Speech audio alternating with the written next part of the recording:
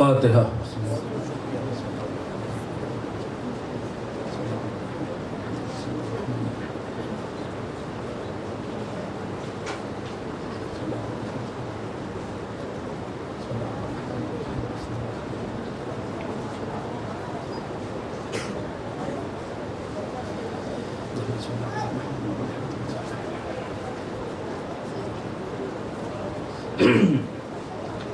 لا حول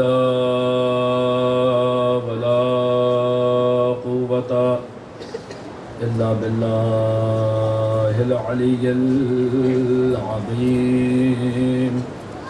أعوذ بالله السميع العليم من الشيطان الرجيم، بسم الله الرحمن الرحيم۔ الحمد لله خالق الخلق باسط الرزق فالق الأصباح ذي الجلال والإكرام والفضل والإنعام، ثم الصلاة والسلام والتحية والإكرام على سلطان الخلائق أجمعين وسيد الأولين والآخرين وخاتم النبيين وشفيع المذنبين ورحمة للعالمين ورسول المسدد والمصطفى الأحمد أبي القاسم محمد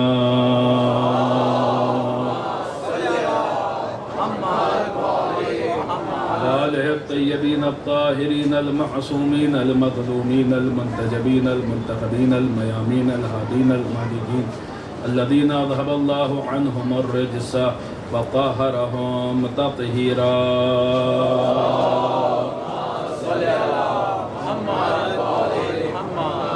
لا سیما بقیت اللہ فی الارضین روحی وارواح العالمین وتراب مختن خدا ولعنة الله على أعدائهم وغاط بحقوقهم ومنكر فضائلهم ومناقبهم وولايتهم أجمعين من الآن إلى يوم الدين۔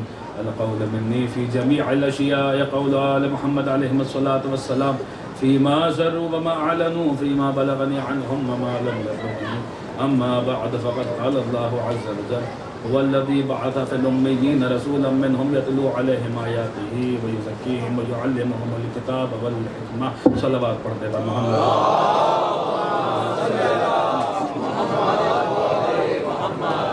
مجلس اعزاز کی قبولیت کے لیے، معصومین کی تشریف آوری کے لیے اور اس کی روحانیت میں مزید اضافے کے لیے دل کی گہرائیوں سے ایک بلند ترین صلوات پڑھتے ہیں۔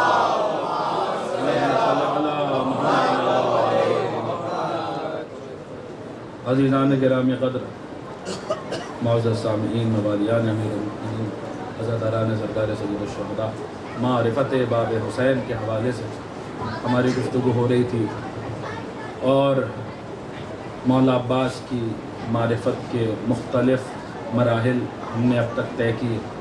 بات کا آغاز باب ہونے سے ہوا تھا۔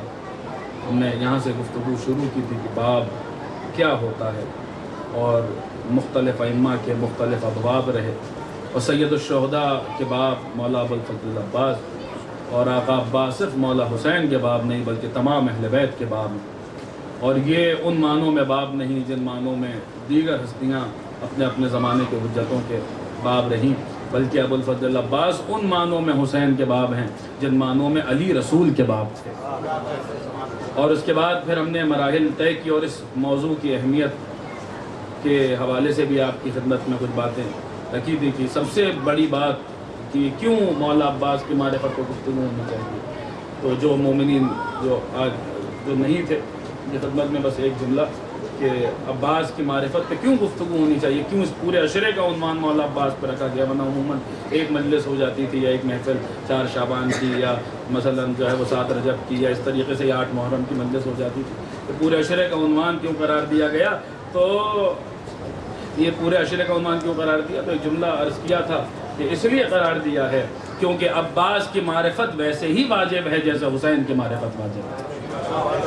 اور دلیل کے طور پہ ہم نے قرآن ناطق کے جملے پیش کیے تھے کہ لعن اللہ من جہل حقک، اے ابو الفضل العباس اس شخص پر خدا کی لعنت ہو جو آپ کے حق سے جاہل ہے۔ اے عباس اس پر خدا کی لعنت ہو کہ جسے پتہ ہی نہیں ہے کہ ابو الفضل العباس کیا ہے۔ اور کل کی جو گفتگو رہی وہ اس حوالے سے رہی کہ عباس یعنی دعائے علی، علی جب محو دعا ہوں گے تو پھر کیا ہوگا؟ وہ علی جس کا واسطہ وسیلہ انبیاء نے اپنی اپنی دعاؤں میں دیا، اس علی نے اگر کسی کو مانگا ہے تو وہ ابوالفضل العباس ہے۔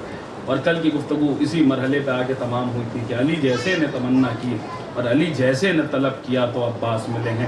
آج اسی بات کو آگے بڑھاتے ہوئے میں نے آپ حضرات کی خدمت میں جس آئے وافل ہدایہ کی تلاوت کا شرف حاصل کیا، مشہور زمانہ آیت ہے سورہ مبارک جمعہ کی، اور اس آیت کا ایک پس منظر ہے۔ کل ہم نے آپ کی خدمت میں حضرت زکریا کی دعا پیش کی تھی۔ زکریا نے ایک بیٹا مانگا تھا، ایک بیٹے کی تمنا کی تھی۔ زکریا نے بیٹا مانگا اور بیٹا عطا ہوا حضرت یحییٰ کی صورت میں۔ مانگا زکریا نے، ملے یحییٰ اور ملے عیسیٰ کے لیے۔ باپ نے مانگا، بیٹا ملا، یحییٰ ملا عیسیٰ جیسے بھائی کے لیے۔ اور ہم نے عرض کیا تھا کہ قرآن تاریخ کی کتاب نہیں ہے، قرآن ہسٹری کی بک نہیں ہے۔ قرآن اگر اپنے اندر کسی بات کو جگہ دے رہا ہے تو پھر وہ بات یقیناً اس لائق ہے کہ اسے بیان کیا جائے۔ یہ قرآن ماضی بتا رہا تھا اور مستقبل سمجھا رہا تھا۔ آج زکریا ایک بیٹے کے لیے دعا کر رہے ہیں، اور کل ایک فخر زکریا ہوگا جو ایک بیٹے کی تمنا کرے گا اور ایک بیٹے کے لیے دعا مانگے گا۔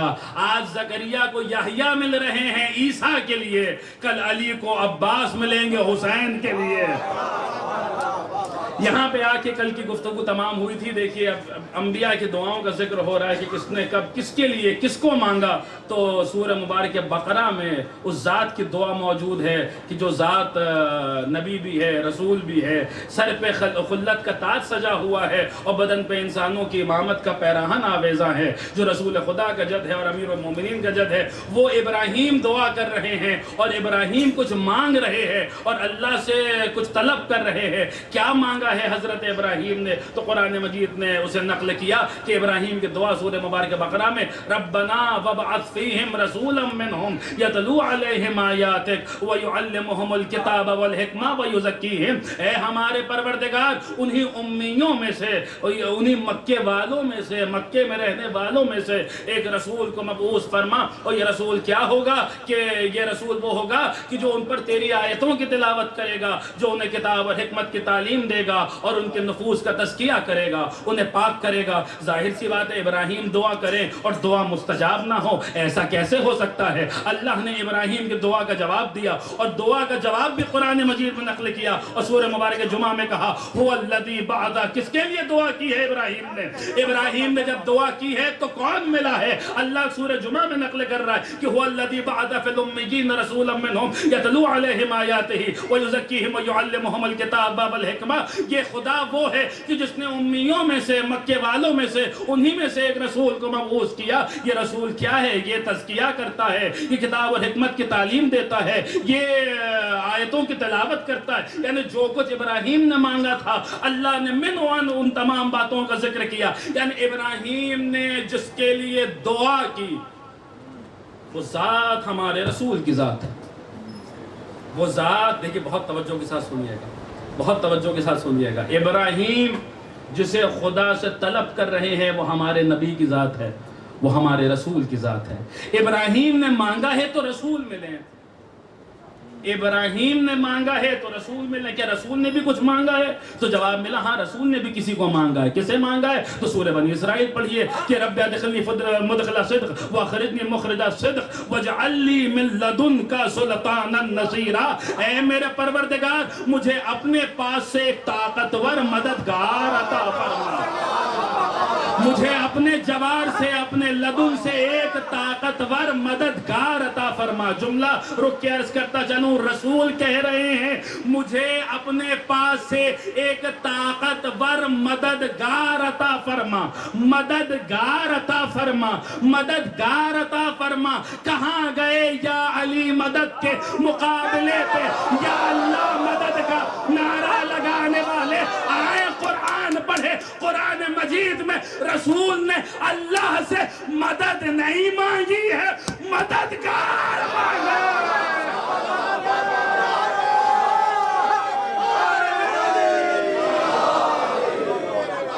ایک صلوات پڑھتے تھوڑا تھوڑا آگے آ جائیں بزرگ،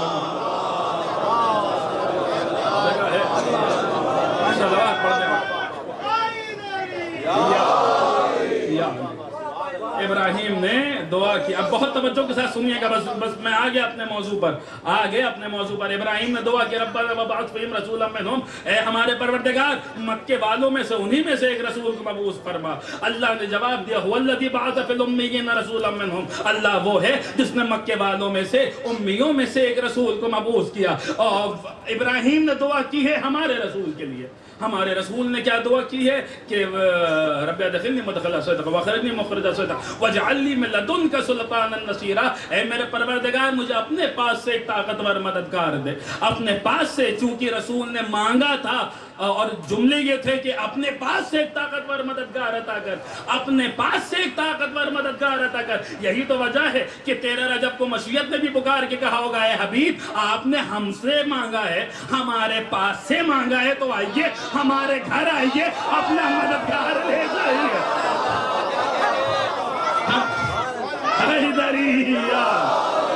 ہمارے گھر آئیے, اپنا مددگار لے جائیے, ہمارے پاس آئیے, اپنا مددگار لے جائیے. یعنی ایک بات سمجھ میں آئی کہ ابراہیم جس کے لیے دعا کریں اسے محمد کہتے ہیں. بس میں آگے اپنے موضوع پر. ابراہیم کی دعا بھی قرآن میں موجود اور رسول کی دعا بھی قرآن میں موجود. ابراہیم جس کے لیے دعا کرے اسے محمد کہتے ہیں. ابراہیم جس کے لیے دعا کرے اسے محمد کہتے ہیں. محمد جس کے لیے دعا کرے اسے علی کہتے ہیں, اور علی جس کے لیے دعا کرے اسے عباس کہتے ہیں.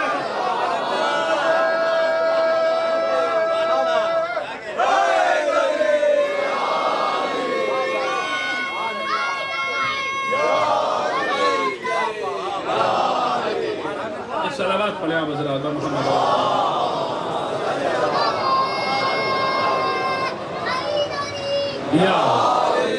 اب دیکھیے وہ ابھی بھی ہم جو ہے وہ مقدمات ہی سے گزر رہے ہیں. کل دعا کے مرحلے میں گفتگو ہوئی تھی, وہ دعا تک آج بات آ گئی. اب میں آگے بڑھ رہا ہوں کہ علی, میں عرض کر چکا ہوں اور تفصیل انشاءاللہ آنے والی مجلس میں آئے گی کہ یہ وہ بات ہے کہ جسے مولا ابوالفضل عباس نے خود فخریہ اپنے لیے بیان کیا کہ میں وہ ہوں جسے حیدر کرار نے طلب کیا. جب وہ خطبہ جو شب عاشور مولا عباس نے انصار حسینی کے سامنے دیا, جب وہ پیش کروں گا تو یہ بات آپ کی خدمت عرض کروں گا. یہ وہ بات ہے جسے خود مولا عباس نے فخریہ بیان کیا کہ میں وہ ہوں جسے حیدر کرار نے مانگا ہے, جسے کرار نے طلب کیا ہے. عزیزان گرامی قدر دیکھیے یہ جملہ بتا رہا ہے کہ عباس تمنائے علی کا نام ہے, اور جب تمنائے علی منزل اظہار پر آئی تو پھر کسے وسیلہ بنایا گیا؟ یقیناً اسی کو وسیلہ بنایا جائے گا جس کا معاملہ یہ تھا کہ وہ نصاب عرب کہلاتا تھا. اب دیکھیے اس میں بعض باتیں مشہور ہیں اور بعض باتیں جو ہے وہ مشہور نہیں ہیں.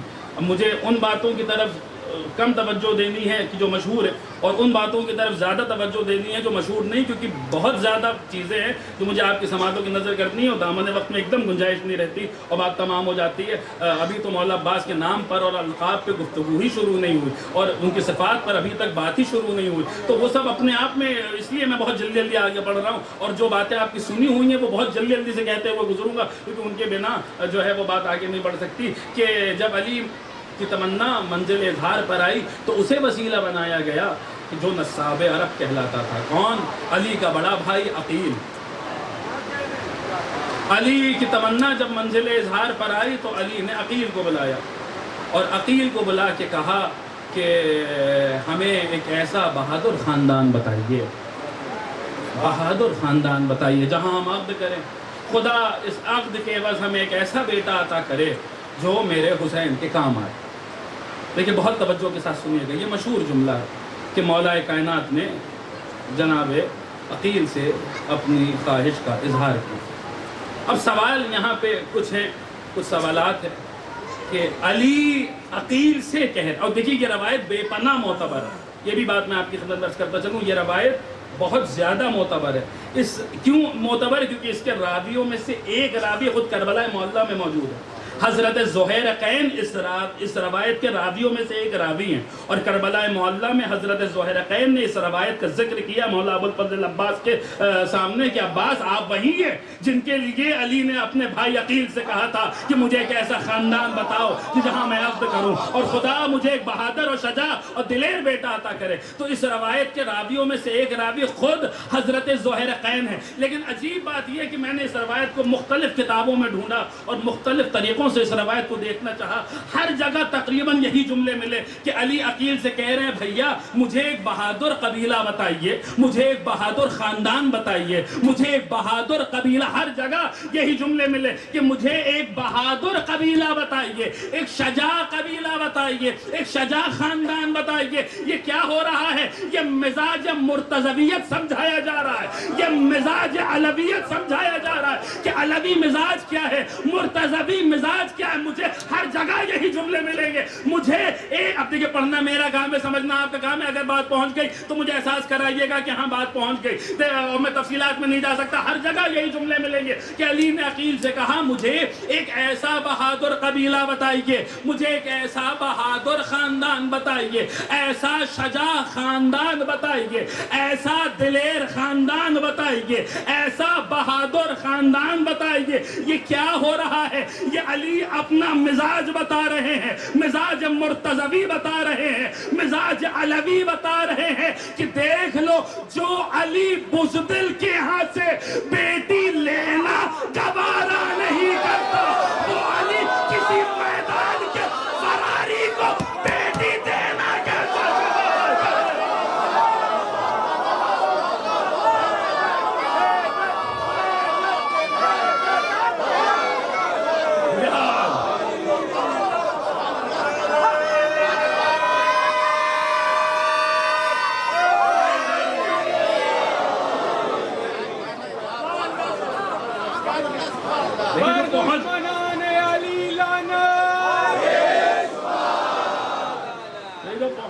وہ پہنچ گئے، میں تفصیلات میں نہیں جا سکتا۔ جو علی کسی بزدل کے ہاں سے بیٹی لینا گوارا نہیں کرتا، وہ کسی میدان کے فراری کو بیٹی دینا کیسے گوارا کرے گا؟ یہ مزاج مرتضوی سمجھایا جا رہا ہے۔ لیکن ایک سوال یہ ہے کہ کون سوال پوچھ رہا ہے اور سامنے کون سی ذات ہے؟ سوال وہ پوچھ رہا ہے جو پکار کے ممبر سے کہتا ہے سلونی سلونی قبل ان تفتنونی، پوچھ لو جو پوچھنا ہے پوچھ لو۔ جو علی صبح سے شام تک کہتا رہے، بار بار کہتا رہے جو مجھ سے پوچھنا ہے پوچھ لو، وہ علی اپنے بھائی سے پوچھ رہا ہے۔ بہت توجہ چاہتا ہوں، وہ علی اپنے بھائی سے پوچھ رہا ہے۔ تو آخر کوئی تو راز ہوگا، آخر کوئی تو وجہ ہوگی، آخر کوئی تو سبب ہوگا کہ علی عقیل سے اس واقعے کا ذکر کر رہے ہیں، یہ سوال پوچھ رہے ہیں، تو آخر کوئی تو راز ہوگا اس کے پیچھے۔ تو صاحب خصائص عباسیہ نے، شیخ ابراہیم کلباسی رضوان اللہ تعالیٰ علیہ نے اس کے مختلف اسباب نقل کیے ہیں کہ کیوں مولا کائنات نے حضرت عقیل سے یہ سوال پوچھا، جبکہ علی عالم کل فی الکل ہے۔ علی کا معاملہ وہ ہے، اسی ممبر سے عرض کر چکا ہوں، حضرت قمبر کا خطبہ جس وقت پڑھ رہا تھا کہ علی تو وہ ہیں کہ جن کے لیے قمبر نے حجاج ابن یوسف ملعون کے دربار میں پکار کے کہا تھا کہ وعیبۃ علم، علی اللہ کے علم کا صندوق ہے، علی اللہ کے علم کا صندوق ہے۔ علی کے سینے میں، علی کا سینہ نہیں بلکہ اللہ کے علوم کا خزانہ ہے۔ وہ علی عقیل سے سوال کر رہا ہے کہ مجھے ایک ایسا خاندان بتائیے جو شجاع ہو، جو دلیر ہو، جہاں میں نکاح کروں، جہاں میں عقد کروں، خدا بند عالم اس کے عوض مجھے ایک بیٹا عطا کرے۔ دیکھیے شیخ ابراہیم کلباسی نے اس کی مختلف وجوہات لکھی، ایک دو سن لیجیے اس وقت کہ تفصیلات میں جاننے کا میں نے پھر عرض کر چکا ہوں، وقت نہیں ہے، آپ پڑھ لیجیے گا خصائص عباسیہ، وہاں پہ آپ کو تفصیل سے مل جائے گا کہ کیوں سوال پوچھے۔ تو اس کے مختلف وجوہات انہوں نے نقل کی، ایک دو وجہ سن لیجیے۔ کہتے ہیں پہلی وجہ تو یہ ہے کہ علی کو علی کی منشا یہ تھی کہ زمانہ صرف علی کو نہ پہچانے بلکہ علی کے بڑے بھائی کی معرفت بھی حاصل کرے۔ علی اپنے بڑے بھائی کو پہچانوانا چاہتے تھے، کیوں؟ کیونکہ عقیل کی ایک بہت بڑی صفت یہ تھی کہ وہ نساب عرب تھے، انہیں عربوں کے قبیلے زبانیات تھے، شجرے زبانیات تھے۔ کوئی عقیل سے بحث نہیں کرتا تھا، وہ شجرے سنا دیتے تھے۔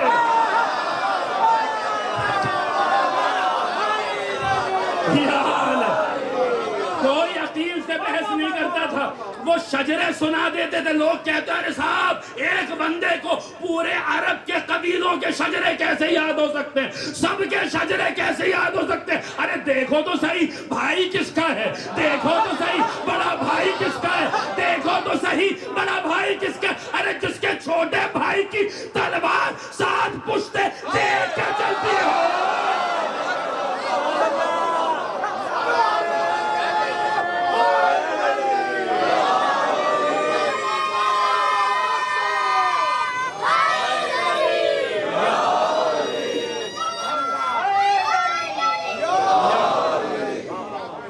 बड़े भाई का आलम क्या होगा। यकीनन अरबों के कबीलों के शजरे हज़रत अकील को ज़बानी याद थे, तो अकील की ये इस रुख से अकील को पहचानवाना था।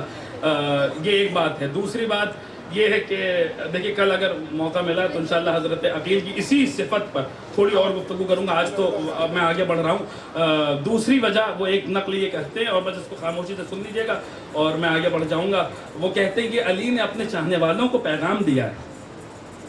अकील उस वक्त घर में सबसे बड़े हैं। अली उस वक्त के हजरत तालिब इंतकाल फरमा चुके हैं, तो अकील उस वक्त घर में सबसे बड़े हैं। जनाब अबू तालिब की मसनद पर उस वक्त अकील बैठे हुए हैं। अली बता रहे हैं कि देखो मैं आलिम कुल फिल कुल हूँ, मैं साहिब मिंबर सलूनी हूँ, मैं खुदा बंदे आलम के इल्म का संदूक हूँ, मेरा सीना खुदा के उलूम का खजाना है। लेकिन इन सब के बावजूद हम अपने चाहने वालों को एक पैगाम दे रहे हैं, देख लो कितनी तरक्की क्यों न कर ले जाओ, ऐसे फैसले घर के बड़ों से पूछ के होते हैं।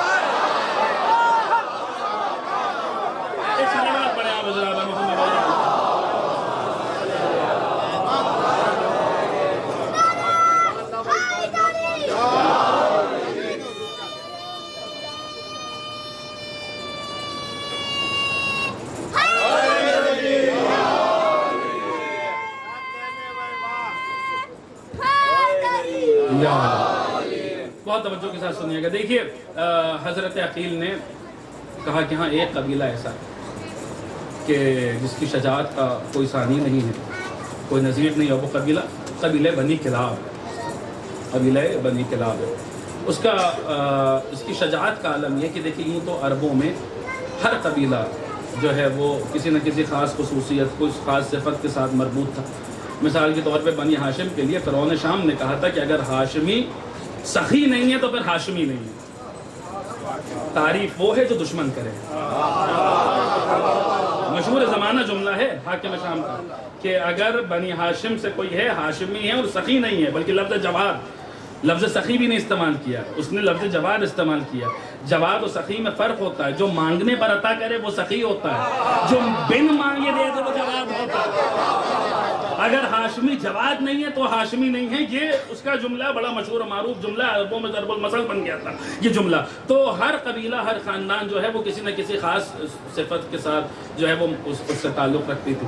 तो उसी तरीके से शजाअत के मामले में बनी हाशिम के अलावा जो कबीला अरबों में बेपनाह शोहरत रखता था वो कबीले बनी किलाब था।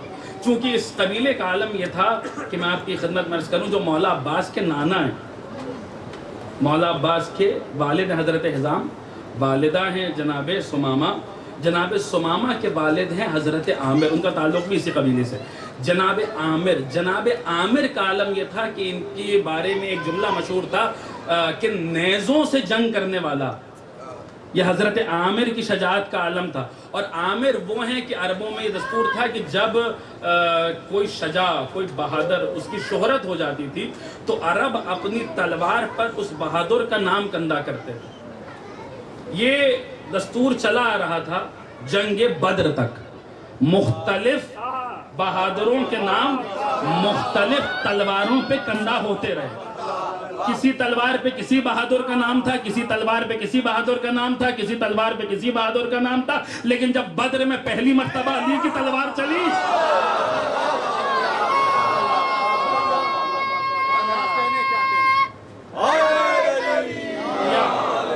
बद्र के बाद वो कमसनी का आलम था अमीरुल मोमिनीन का। उस कमसनी में जब अली को इस तरीके से तलवार चलाता हुआ देखा तो ज्यादातर तलवारों पर उसके बाद से फिर अली का नाम कंधा होने लगा।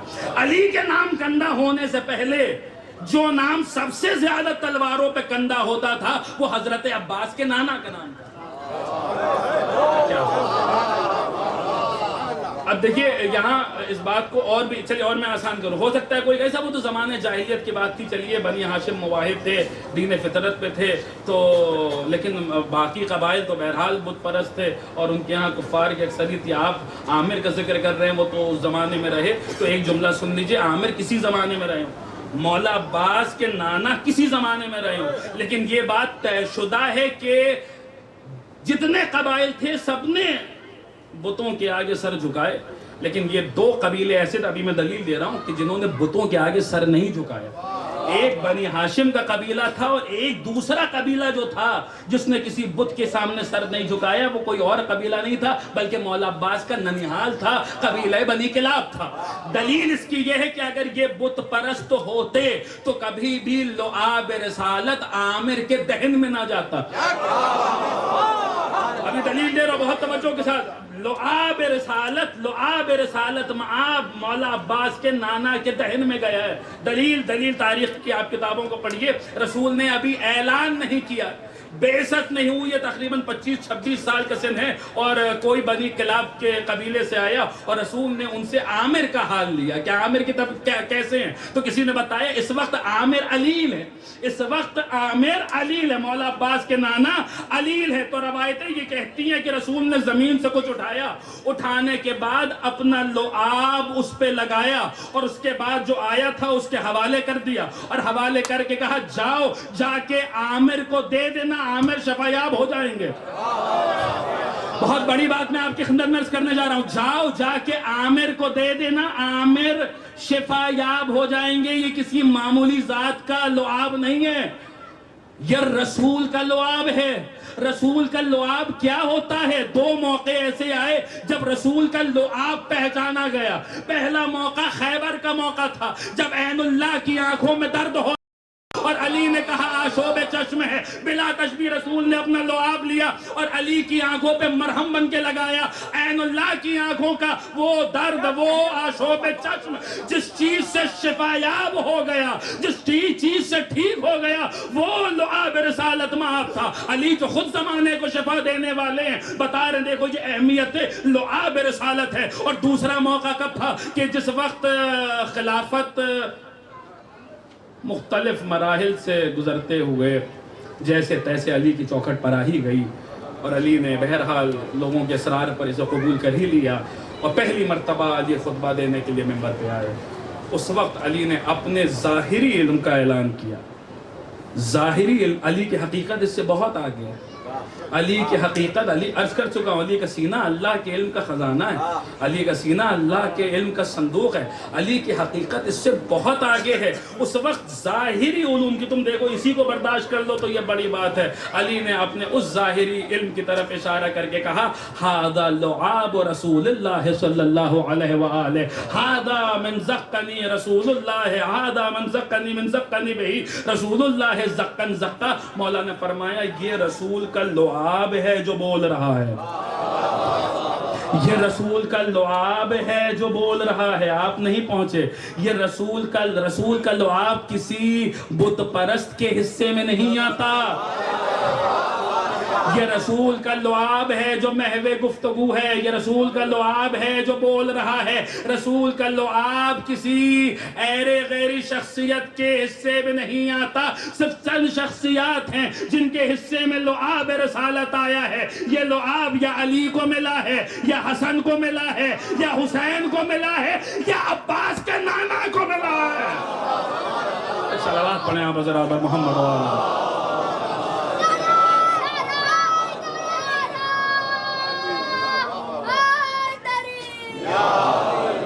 ایک صلوات پڑھیں منزل کے آپ حضرات محمد۔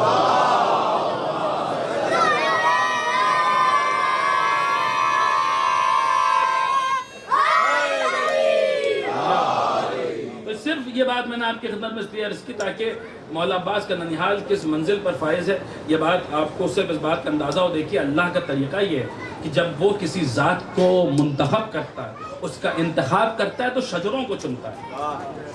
شجروں، اب کل پوری گفتگو گزر چکی ہے کہ اللہ نے مریم کو، صرف مریم کو نہیں چنا، مریم کی ولادت سے لے کر کفالت تک کی ساری ذمہ داری اپنے پاس رکھی اور خود سارے فیصلے کیے۔ اس کا مطلب یہ ہے کہ اللہ جب کسی ذات کا انتخاب کرتا ہے تو صرف اس ذات کو نہیں چنتا بلکہ شجروں کا انتخاب ہوتا ہے، شجروں کا انتخاب ہوتا ہے، شجروں کا انتخاب ہوتا ہے۔ بہت توجہ چاہتا ہوں، شجروں کا انتخاب ہوتا ہے۔ یہی وجہ ہے کہ آل محمد کے گھرانے میں کوئی ایسی ویسی آ تو سکتی ہے، اس کے ذریعے آل محمد کی نسل نہیں چل سکتی۔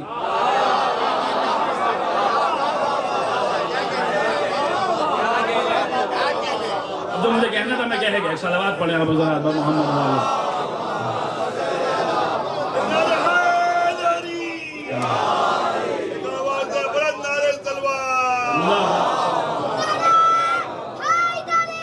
یا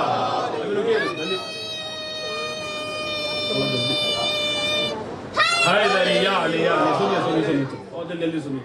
ایسی میں یوں ہی نہیں کہہ رہا, ایسی آ تو سکتی ہے لیکن اللہ کا انتخاب یہ ہے, مزاج توحید یہ ہے کہ پھر آ تو جائے گی مگر نسل نہیں چلے گی. زمانے نے یہ چیز دیکھی کہ جس وقت ہمارے اور آپ کے 8ویں امام علی رضا علیہ الصلوۃ والسلام کی شہادت ہوئی اور مامون رشید ملعون تخت پہ بیٹھا ہوا تھا, تو اس نے اعلان کیا کہ میری بیٹی فضل, اس کا عقد میں کرنے جا رہا ہوں. ان کے بیٹے ہمارے آپ کے 9ویں امام محمد تقی جواد علیہ الصلوۃ والسلام, ان کے بیٹے محمد ابن علی سے میں اپنی بیٹی فضل کا عقد کرنے جا رہا ہوں. تو اس وقت بنی مولا کی 9ویں امام کا سن بہت کم تھا, تو جو بنی عباس کے علماء تھے اور جو رؤسا تھے بنی عباس کے, وہ حیران ہوئے. انہوں نے جو ہے وہ مامون سے کہا کہ کیا تجھے بنی عباس میں کوئی نہیں ملتا کہ تو اپنی بیٹی ہاشمیوں میں دے رہا ہے, بنی ہاشم میں دے رہا ہے؟ کیا بنی عباس میں کوئی جوان نہیں ہے کہ تو اپنی بیٹی بنی ہاشم میں دے رہا ہے؟ تو اس وقت مامون نے ایک جملہ کہا اور جسے تاریخ نے محفوظ کیا. مامون نے کہا تم کیا سمجھ رہے ہو کہ میں رشتہ کیوں کر رہا ہوں؟ میں یہ رشتہ, اب تاریخ کی ایک پہلی سلجھ جائے گی. تم کیا سمجھ رہے ہو میں یہ رشتہ کیوں کر رہا ہوں؟ تمہیں کیا پتا کہ میں یہ رشتہ کیوں کر رہا ہوں؟ ارے معاملہ یہ, جانتے ہو میں کس سے رشتہ کر رہا ہوں؟ جانتے ہو میں اپنی بیٹی کسے دے رہا ہوں؟ میں اپنی بیٹی اسے دے رہا ہوں جو فرزند رسول ہے, جو ابن رسول خدا ہے, جو فرزند رسول ہے. میری بیٹی فرزند رسول کے گھر میں جائے گی, اور پھر جب میری بیٹی فرزند رسول کے گھر میں جائے گی تو اس کو جو اولاد ہوگی وہ اولاد بھی فرزند رسول کہلائے گی. وہ اولاد فرزند رسول ہوگی اور میں اس کا نانا رہوں گا.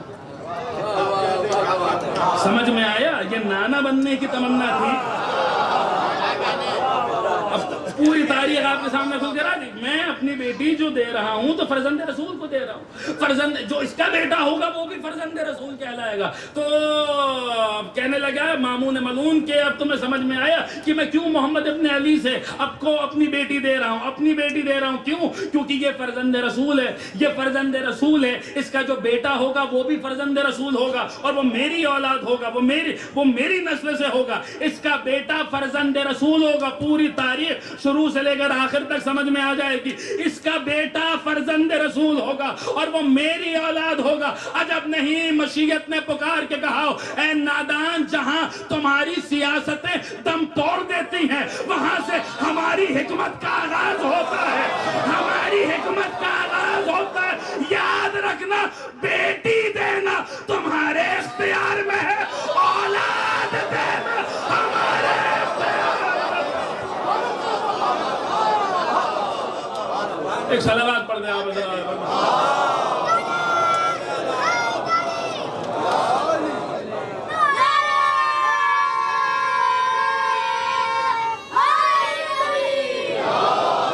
اب بہت توجہ کے ساتھ سنیے گا. بیٹی دینا تمہارے بہت توجہ کے ساتھ سنیے گا. عقیل نے کس گھرانے کا ذکر کیا؟ وہی عامر کا گھرانہ, وہی قبیلہ بنی کلاب کہ جس کا نام عرب اپنی تلواروں پہ کندہ کراتے. علی نے جو عقیل نے یہ تجویز. اچھا دیکھیے بہت یہ بھی ایک عجیب بات ہے کہ جناب البنین بہرحال ایک دوسرے خاندان سے آئے اور وہ خاندان معصوم خاندان نہیں ہے. بہرحال سبحان اللہ, البنین کا اس گھرانے میں آنا کمال نہیں ہے, اس گھرانے میں آ کے یہاں رچ بس جانا کمال ہے. آ رہی ہیں قبیلے بنی کلاب سے اور آ رہی ہیں بنی ہاشم میں. اس گھرانے میں آ رہی ہیں جس گھرانے میں ہر طرف معصوم ہی معصوم, جہاں جو معصوموں کا گھرانہ ہے, جہاں عصمت کے پہرے, اس گھر میں البنین آ رہی ہیں جو گھر مرکز نزول وحی ہے. اس گھر میں البنین آ رہی ہیں جس گھر کی کنیز قرآن کے ذریعے گفتگو کرتی ہے. کمال یہ نہیں ہے کہ البنین اس گھر میں آ گئی. یوں تو امیر المومنین کی اور بھی زوجے اور بھی جو ہے ازواج تھی, لیکن ان ازواج میں, ان تمام ازواج میں جناب سیدہ کے بعد اگر کسی خاتون کو سب سے مرکزی حیثیت حاصل ہوئی ہے تو وہ ذات البنین کی ذات ہے, وہ ذات مادر ابو الفضل عباس کی ذات ہے. یہ بات بہت محسوس کرنے والی ہے اور اگر بزرگ اس بات کو محسوس کریں گے تو یقیناً دعاؤں سے نوازیں گے. کمال البنین یہ نہیں ہے کہ البنین بنی کلاب سے نکل کر بنی ہاشم کے گھر میں آ گئیں اور امیر المومنین کے گھر میں آ گئی. نہیں, کمال البنین یہ ہے کہ البنین اس طریقے سے آئیں اس طریقے سے آئی معصوموں کے گھرانے میں ایسی رچ بس گئی کہ ام البنین کے بیٹے کو فاطمہ نے اپنا بیٹا کہہ دیا۔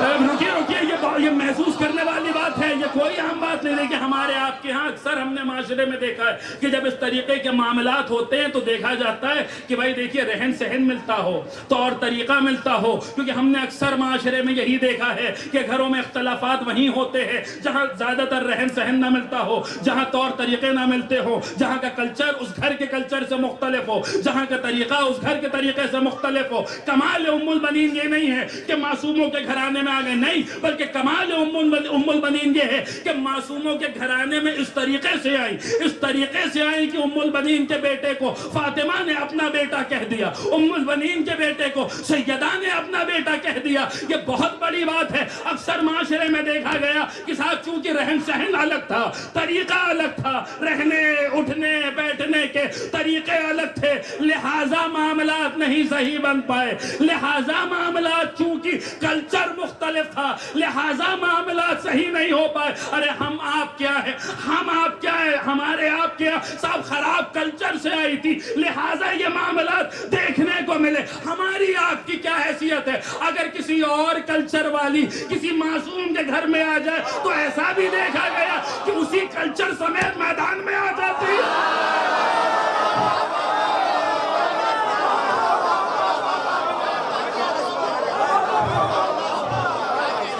ایک صلوات بنا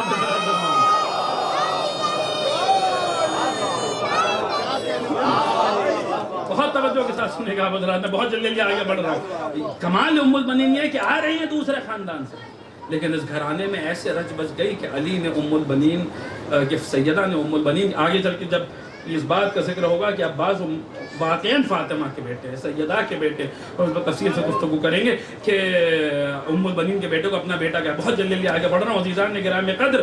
دیکھیے عقیل نے بتایا کہ یہ خاندان ہے، یہ گھرانہ ہے، تو امیر المومنین نے کیا کیا، عقیل کو اپنا سفیر بنایا، سفیر بنا کے قبیلہ بنی کلاب کی طرف بھیجا، حضرت حزام کے گھر کی طرف بھیجا۔ دیکھیے کربلا کی تیاری کتنے پہلے سے ہو رہی ہے، علی عقیل کو سفیر بنا کے بھیج رہے ہیں۔ آج علی عقیل کو اپنا سفیر بنا رہے ہیں، کل حسین مسلم کو اپنا سفیر بنائیں گے، کل حسین مسلم کو اپنا سفیر بنائیں گے۔ اور تاریخ یہ بتاتی ہے کہ حضرت عقیل جناب حزام کے گھر میں پہنچے، حزام نے پوچھا سرکار، جب دیکھا نا کہ عقیل آئے ہیں، ابو طالب کا بیٹا آیا ہے، تو حضرت حزام نے کہا دیکھیے کہ معرفت کا عالم کیا ہے۔ حضرت حزام کے جملے یہ ہیں کہ سرکار آپ نے کیوں زحمت کی، غلام کو بلا لیا ہوتا، میں حاضر ہو گیا ہوتا۔ تو اس وقت عقیل نے کہا کہ نہیں، یہ بہت ضروری کام تھا جس کے لیے ہم آئے۔ تو حزام نے کہا کہ کیا کام تھا؟ تو عقیل نے بتایا کہ میں یہاں آیا ہوں اپنے بھائی کا ہاتھ مانگنے تمہاری بیٹی کے لیے۔ تو حزام نے پوچھا کہ کون بھائی؟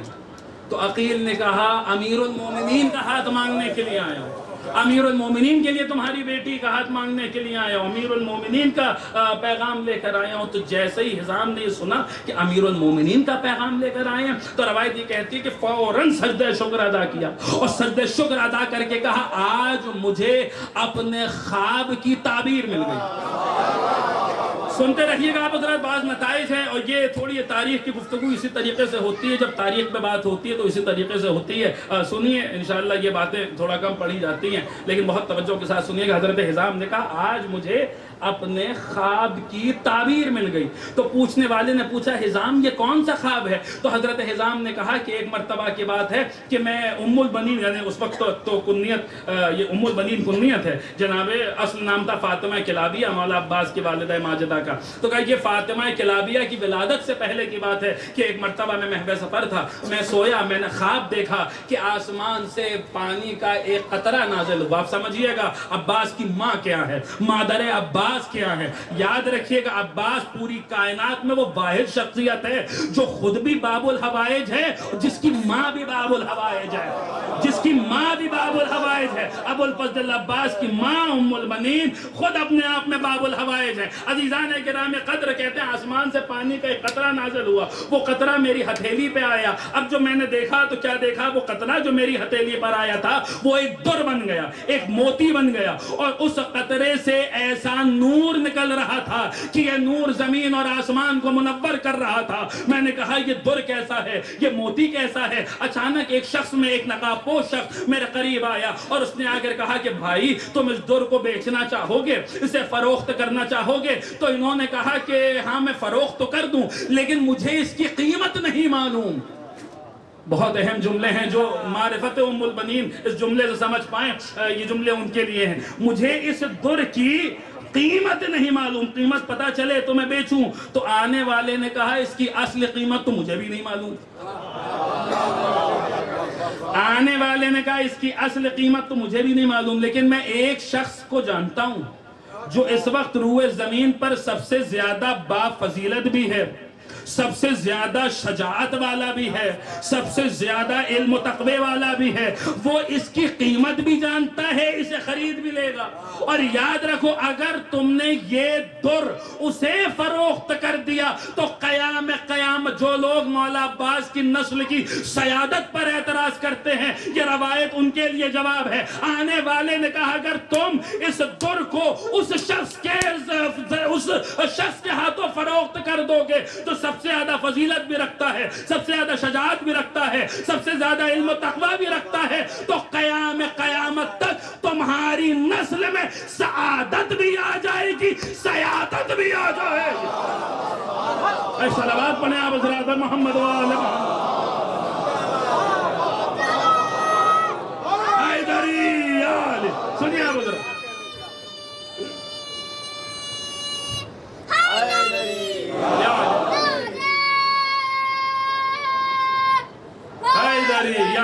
اب آگے سنیے بہت مجھے وقت ایک دم ختم ہو رہا ہے اور مجھے بہت جلدی آگے بڑھنا ہے کہ آج کم سے کم یہ ابواب تو تمام ہو جائے، یہ گفتگو تو تمام ہو جائے کہ اگر تم نے یہ در اسے فروخت کر دیا، اس کے حوالے کر دیا تو قیامت تک تمہاری نسل میں سعادت بھی آ جائے گی، سیادت بھی آ جائے گی۔ حضرت حزام کہتے ہیں کہ آج مجھے اپنے خواب کی تعبیر مل گئی۔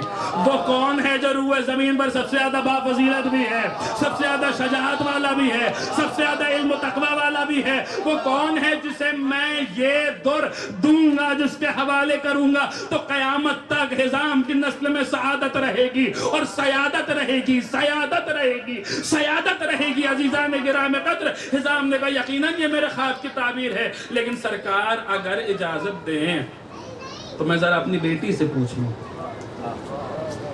ارے کیا سن رہے ہیں آپ؟ دیکھیے کیا کروں، آج کی گفتگو ہی کچھ اس حوالے سے ہو رہی ہے، اب میں کیا کروں، میری مجبوری ہے، میں کیا کروں۔ یہ اتنا زیادہ نہیں ہوتا تھا، روز جو ہے کچھ دو چار جملے آ جاتے تھے، لیکن کیا کیا جائے آج کچھ اب جو ہے وہ یوں سمجھتا ہوں کہ فضائی کچھ ایسی بن گئی ہے تو کیا کیا جائے۔ ذرا میں اپنی بیٹی سے پوچھ لوں، اپنی بیٹی سے پوچھ لوں، بیٹی سے پوچھ لوں، بیٹی سے پوچھ لوں۔ مولا عباس کے نانا بتا رہے ہیں کہ یہ خاندان کتنا شریف خاندان ہے، اپنی بیٹی سے پوچھ لوں۔ یہ بیٹی سے پوچھ کر بیٹی دینے والا خاندان ہے، گڑیا کھیلتی ہوئی بیٹی کو حوالے کر دینے والا۔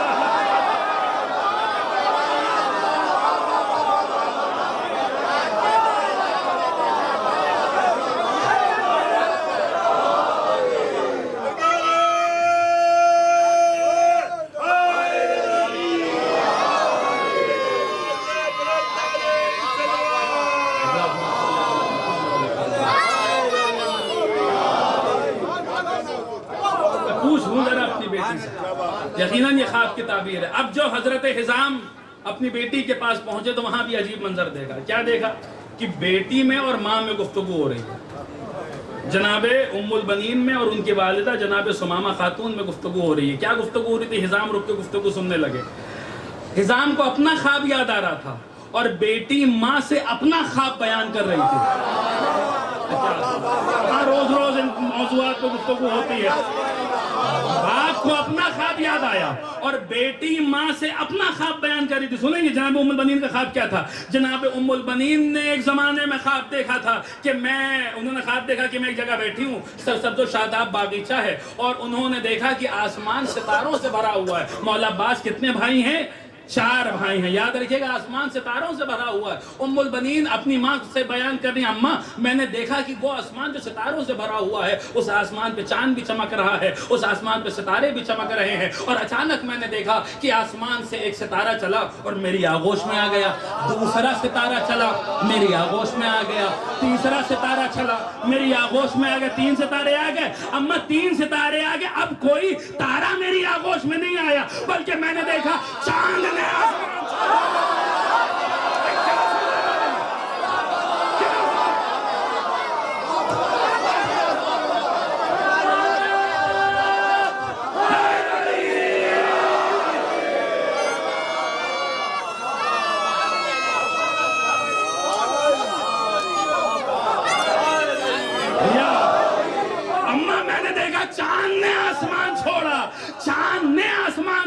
اور میری آغوش میں آ گیا. اب ام البنین کی آغوش فقط آغوش نہ رہی, بلکہ یہ وہ آسمان بن چکی تھی جہاں وفا کے 3 ستارے چمک رہے تھے, بنی ہاشم کا ایک چاند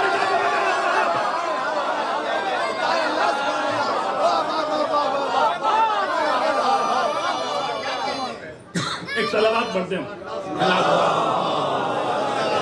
بہت جلدی سنیے گا, بات تمام کر رہا ہوں. جہاں وفا کے 3 ستارے جگمگا رہے تھے, ایک بنی ہاشم کا چاند چمک رہا تھا. وہ تارے کیا تھے, وہ چاند کیا تھے؟ دیکھیں چاند قمر بنی ہاشم پر الگ سے گفتگو ہونی ہے, انشاءاللہ کل کوشش کروں گا کہ قمر بنی ہاشم ہی سے گفتگو کا آغاز کروں. اس وقت بس اتنا سن لیجئے کہ وہ چاند کیا ہے, وہ چاند کیا ہے, یہ چاند کون سا چاند ہے. رات جتنی اندھیری ہوتی ہے چاند اتنا نکھر کے سامنے آتا ہے, چاند اتنا نکھر کے سامنے آتا ہے. اس چاند کو دیکھنا ہے جو ام البنین کی آغوش میں ہے, تو یہ چاند کہاں ملے گا, یہ چاند کہاں پہچانا جائے گا. اس چاند کو اگر پہچاننا ہے تو تاریخ اسلام کی سیاہ ترین رات دیکھنی ہوگی. تاریخ اسلام کی سیاہ ترین رات کب آئی؟ تاریخ اسلام کی سیاہ ترین رات آئی میدان صفین میں, وہ لیلۃ الحریر, وہ میدان صفین کی رات جہاں تلواریں چل رہی تھی, جہاں خون برس رہا تھا, جہاں موت کا بازار گرم تھا.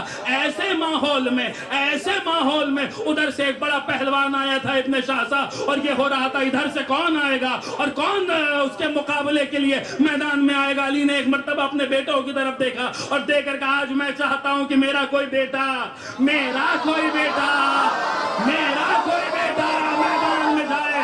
حسن آگے بڑھے, علی نے کہا نہیں, آپ تو رسول کے بیٹے ہیں, آپ پسر رسول ہیں, میں چاہتا ہوں میرا کوئی بیٹا میدان میں جائے. تو تاریخ یہ لکھتی ہے 13 برس کا عباس آگے بڑھا, بابا اجازت دیجئے میں میدان میں جاتا ہوں. علی نے عباس کا وہ حسن و جمال دیکھا, وہ شباب دیکھا, وہ سن دیکھا. 13 برس کے عباس ہے, لیکن عباس کو اپنے قریب بلایا اور یہی جملے ملتے ہیں کہ علی نے اپنا ماما اٹھایا, عباس کے سر پہ اپنا ماما رکھا, اپنی ذرا عباس کو بہنائی اور چہرے پہ نقاب ڈالی, اور پھر عباس کو اذن دیا. عباس میدان میں آئے. ابن الشعثاء کے 7 بیٹے تھے, وہ اس نے دیکھا, اس نے کہا یہ کون آ رہا ہے میرے مقابلے کے لیے, تو اس نے اپنے 7 بیٹوں کو آگے بھیجا. اس کے 7 بیٹے جیسے آئے تھے ویسے چلے گئے.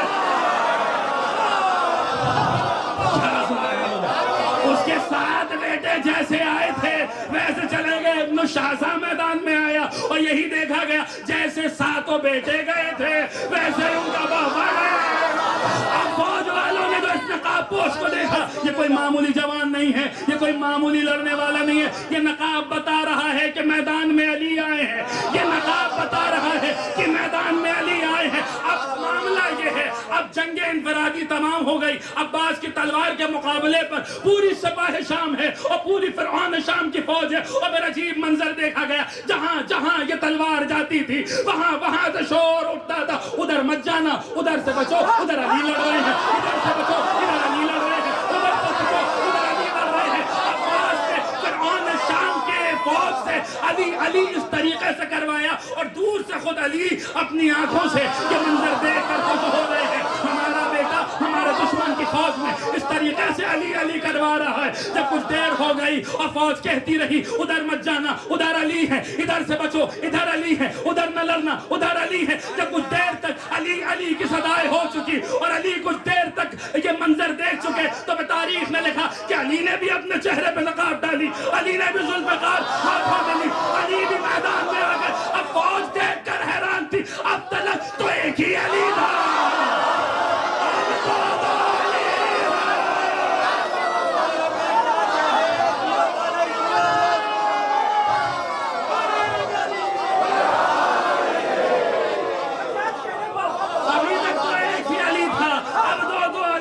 اتفاق ایسا چل رہا ہے کہ مسلسل مراسی کے بند پڑھے جا رہے ہیں. تو میرے ایک مرثیے کا من یہیں پر سنتے چلیے.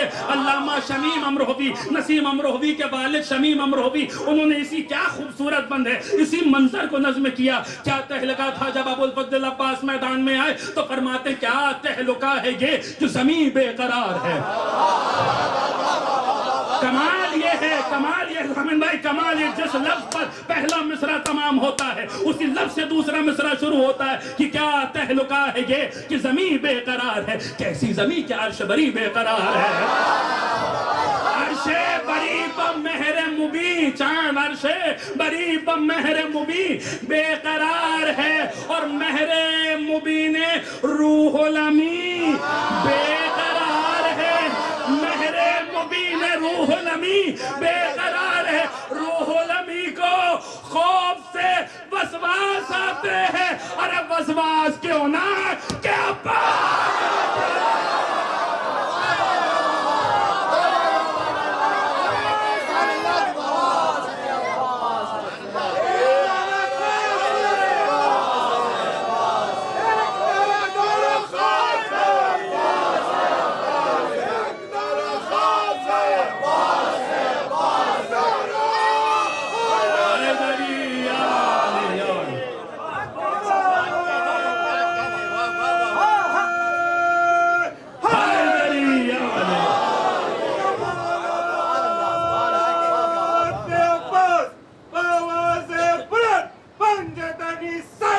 اللہم صلی علی محمد وآل محمد.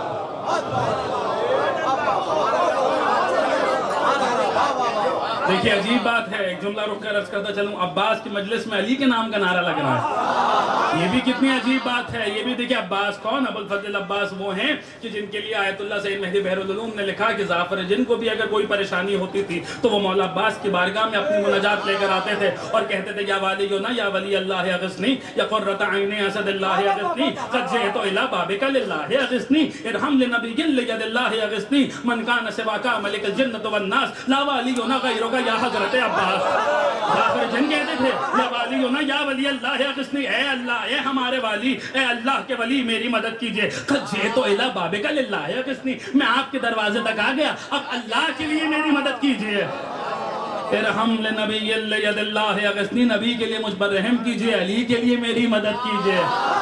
من کان سواک ملک الجنۃ والناس, مجھے نہ کسی ملک کی ضرورت ہے, نہ کسی جن کی ضرورت ہے, نہ کسی انسان کی ضرورت ہے. لا والیونا غیرک یا حضرت عباس, اسے کسی اور کی ضرورت بھی کیا ہے جس کا والی ابوالفضل عباس ہے.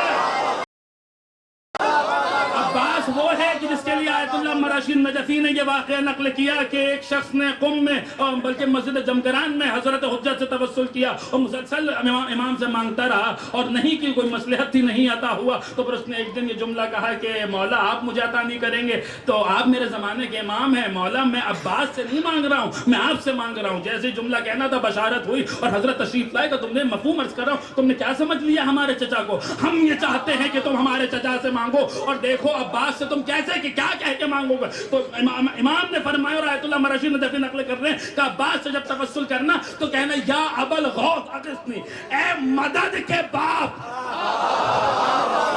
مدد کے باپ, مدد کے باپ میری مدد مدد کیجئے. وہی عباس کیوں نہ عباس کی مجلس میں علی کا نام کے نعرہ لگے. ایک مصرع سنیے خالی خدائے سخن مرزا دبیر اللہ مقامہ کا. یہ عباس کہ جسے اولیاء خدا اپنی اپنی مدد کے لیے پکارتے ہیں, وہ عباس جس سے زمانے کا امام مدد مانگنے کا حکم دیتا ہے. یہ ابو الفضل عباس بھی جب میدان میں آتا تھا تو کیا کرتا تھا؟ تو سرکار دبیر نے کہا کہ انگلی سے لکھ کے گردن توسن پہ یا علی, انگلی سے لکھ کے گردن توسن پہ یا علی. عباس جب میدان میں آتے تھے تو بلا تشبیہ اپنی انگشت شہادت سے گھوڑے کی گردن پہ یا علی لکھتے تھے, یا علی لکھتے تھے, یا علی لکھتے تھے. مومنین یا عباس کہہ رہے ہیں, عباس یا علی کہہ رہے ہیں, اور صرف کہہ نہیں رہے بلکہ گھوڑے کی گردن پر اپنی انگلی سے بلا تشبیہ تحریر کر رہے ہیں اور یا علی لکھ رہے ہیں. عباس کا یہ عمل بتا رہا ہے, دیکھ لو جب کل ایمان کے بیٹے کا گزارا بنا یا علی کا نہیں ہوتا تو کسی مسلمان کے بیٹے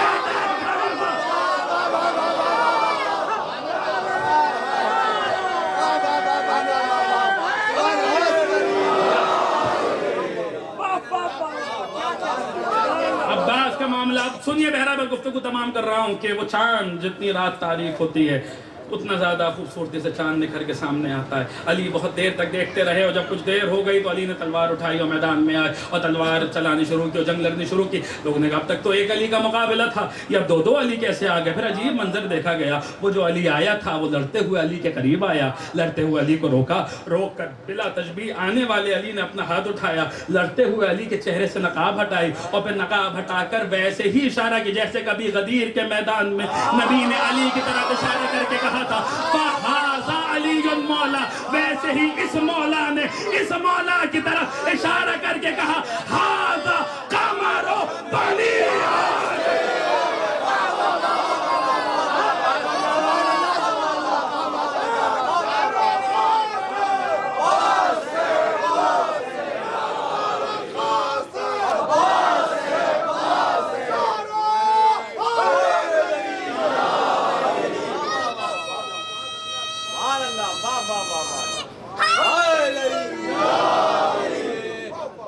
سید الشہداء نے بھی عباس سے کہا تھا ایا قمرا منیرا کنت عونی علی کل النوائب من المضیق.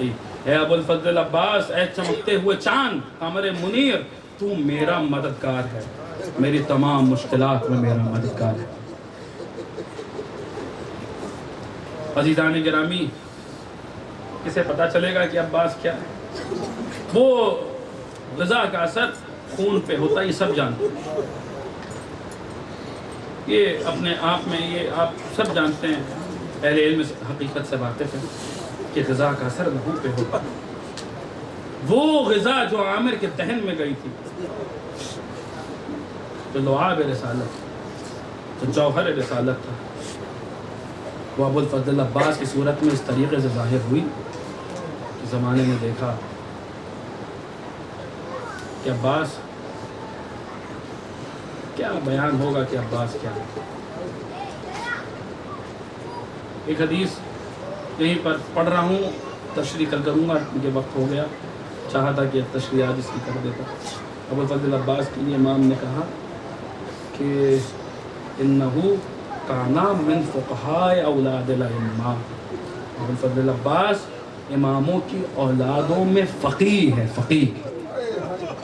اسی لیے مولا عباس کا لقب ہے فقیہ بنی ہاشم. صرف قمر بنی ہاشم نہیں بلکہ فقیہ بنی ہاشم. کربلا معلیٰ میں یہ دو فقیہ تھے اور ان میں بڑا ربط ہے. یہ دو فقیہ ہیں کربلا میں جن کے واقعات بڑے مربوط ہیں. ایک فقیہ بنی ہاشم ہے جو ابو الفضل عباس ہے, اور دوسرا فقیہ وہ ہے جسے حسین نے خط لکھ کر بلایا اور کہا ہے کہ جب خط میں یہ جملہ لکھا ہے کہ حسین ابن علی کی طرف سے رجل فقیہ حبیب ابن مظاہر کے نام, مرد فقیہ حبیب ابن مظاہر. ابھی مصائب اسی بات پر تمام ہوگا کہ دونوں کے مصائب میں بھی بڑی مماثلت ہے. آپ کربلا جائیے, آپ کو عباس کی قبر علیحدہ دکھائی دے گی, آقا حسین کے روضے کے سامنے آپ مولا عباس کی فقیہ بنی ہاشم کی زیارت کر کے جب مولا حسین کے حرم میں داخل ہوئیے گا تو آپ کو رجل فقی کی قبر دکھائی دے اور حبیب کی ذریعے پر اذن لیجئے حسین کی بارگاہ میں جانے کا۔ کیوں؟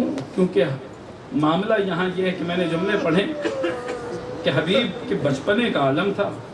رسول خدا حبیب ابن مظاہر سے بے پناہ محبت کرتے تھے۔ حبیب اصحاب رسول میں، اصحاب امیر المومنین میں، بلکہ خواص اصحاب امیر المومنین میں سے حضرت حبیب ابن مظاہر۔ رسول حبیب سے بے پناہ محبت کرتے تھے، بے پناہ الفت کرتے تھے، بے پناہ حبیب کا احترام کرتے تھے۔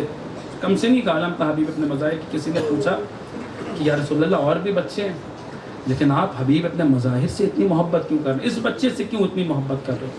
تو رسول نے فرمایا میں نے اسے دیکھا کہ جب میرا حسین چلتا ہے تو یہ حسین کے قدموں کی خاک اٹھا اٹھا کے اپنے چہرے پہ ملتا ہے۔ اس کی نظروں میں حسین کا ایسا احترام ہے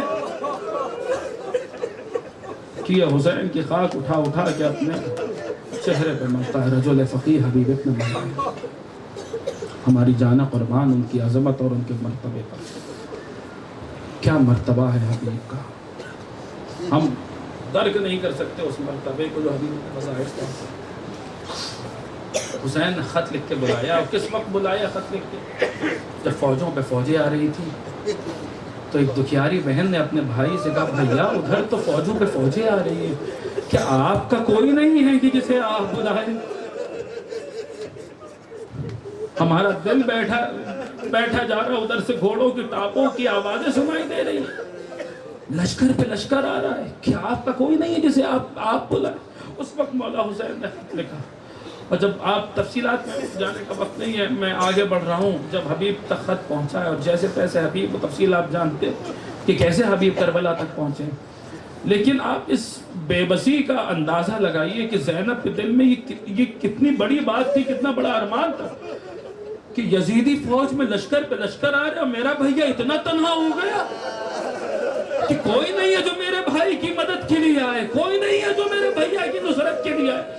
ایسے وقت میں تاریخ لکھتی ہے، کتب مقاتل بیان کرتی، جب گرد اڑی اور لشکر حسینی میں یہ شور ہوا کہ حسین کے بچپن کا دوست حسین کی نصرت کے لیے آیا ہے، فوج میں تکبیر کی صدائیں بلند ہوئی، اللہ اکبر۔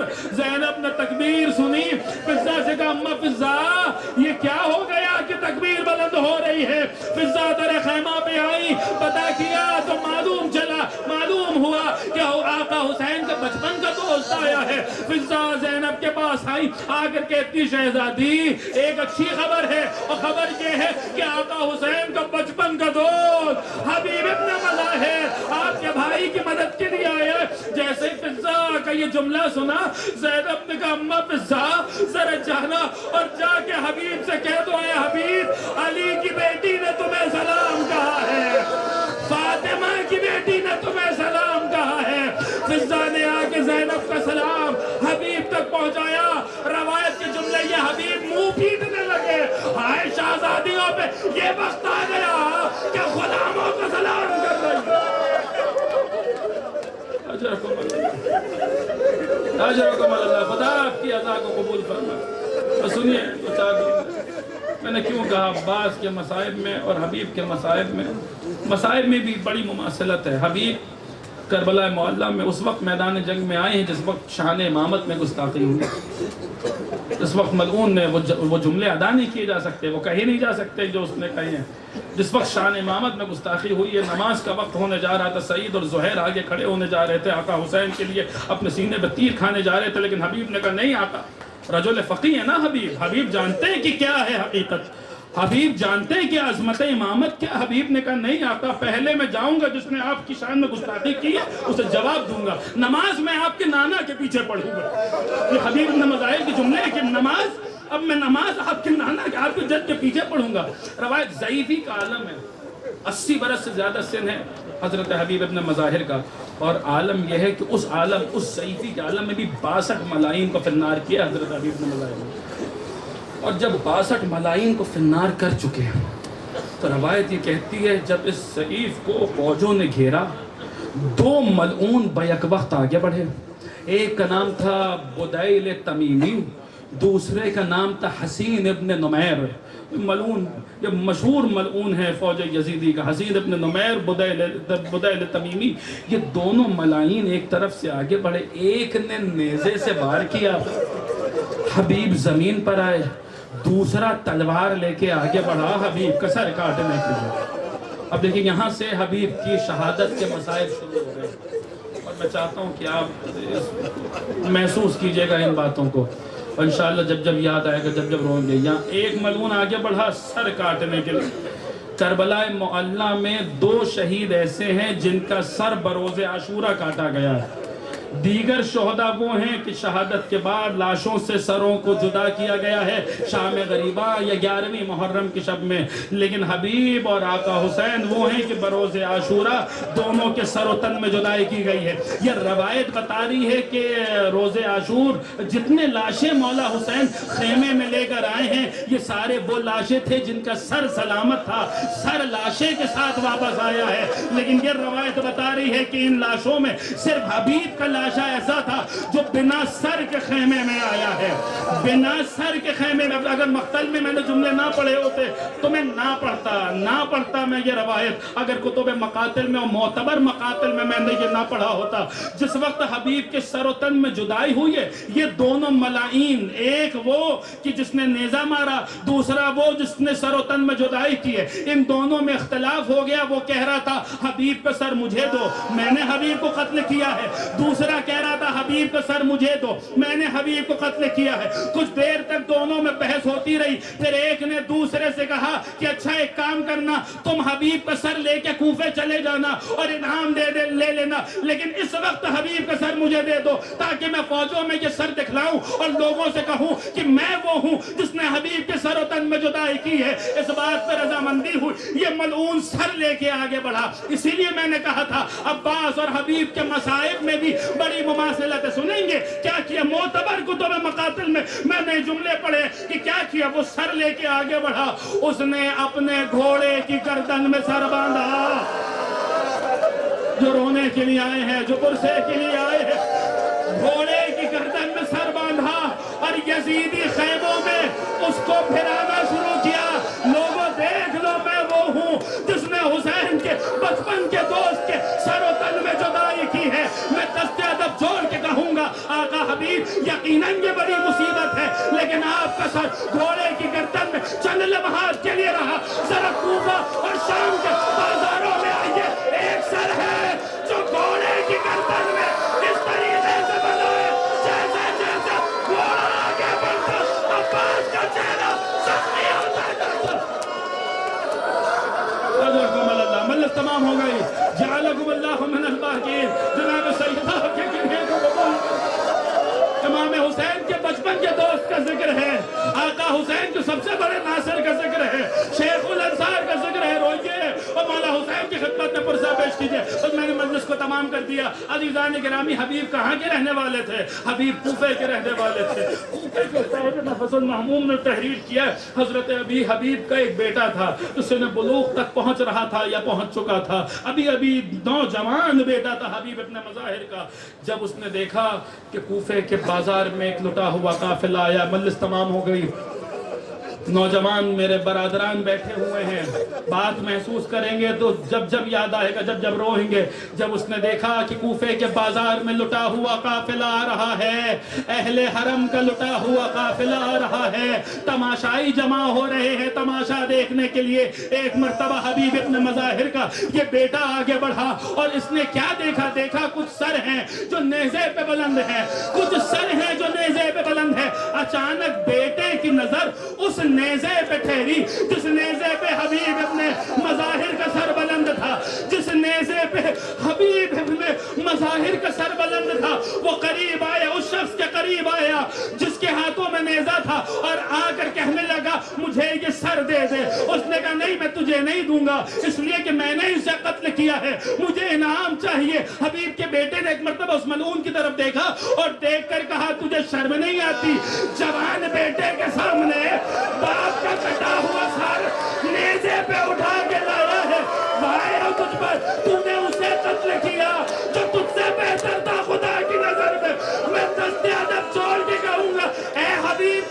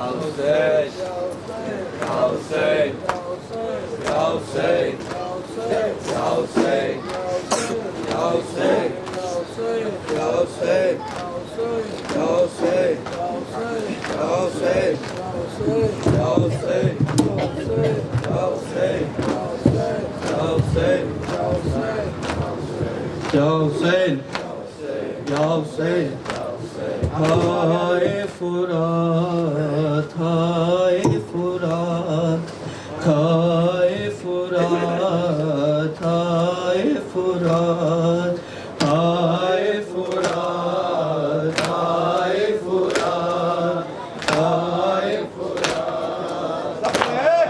فرات طرز بلا کی بہتی دریا تو نے شرف یہ پایا ہے نور نگاہ تابی کوثر پانی لینے آیا ہے سوکھے مشکی تیرے سما جا تیرا بھرب رہ جائے فرات خالی ہاتھ حرم کا سکتا پھر کے نہ جانے پائے فرات آئے فرات آئے فرات آئے فرات آئے فرات ہے تیرے کنارے آل محمد کتنے دنوں سے ٹھہری ہے یہ تو بتا دے مہمانوں کی تو نے کیا خاطر کی ہے مٹی نم ہو سبزہ تر ہو پانی تیرا اڑ جائے فرات دو دن گزرے نبی کا کنبہ بوند نہ پانی پائے فرات آئے فرات آئے فرات آئے فرات آئے فرات ہے چھوٹے چھوٹے پھول سے بچے 16 پہر سے پیاسے ہیں پارے قلب رحمت عالم پانی تک کو ترسے ہیں واجب یہ تھا سر کو پٹکتی تو خیمے تک آئے فرات کیسا ظلم ہے لہرے لے کر پیاسوں کو تڑپائے فرات آئے فرات آئے فرات آئے فرات آئے فرات تپتی زمین اور جلتا بالو سر پر سورج آتش بار عالم غربت نر گئے آدھا ظلم کے تیروں کی بوچھار ایسے میں وہ تسلیم کا مالک پیاسا ہی رہ جائے فرات جس کی ماں قدرت کی طرف سے نہر میں اپنے پائے فرات آئے فرات آئے فرات آئے فرات آئے فرات ہے پانی کی قلت کے سبب سے مقتل میں رن پڑھ نہ سکے پیاس کی شدت ایسی تھی شبیر کے ساتھ ہی چڑھ نہ سکے ایک یہی عباس بچا ہے وہ بھی نہ یوں رہ جائے فرات اتنا ہو کہ سب کو پلا کر خود بھی پانی پائے فرات آئے فرات آئے فرات آئے فرات آئے فرات آئے فرات آئے فرات آئے فرات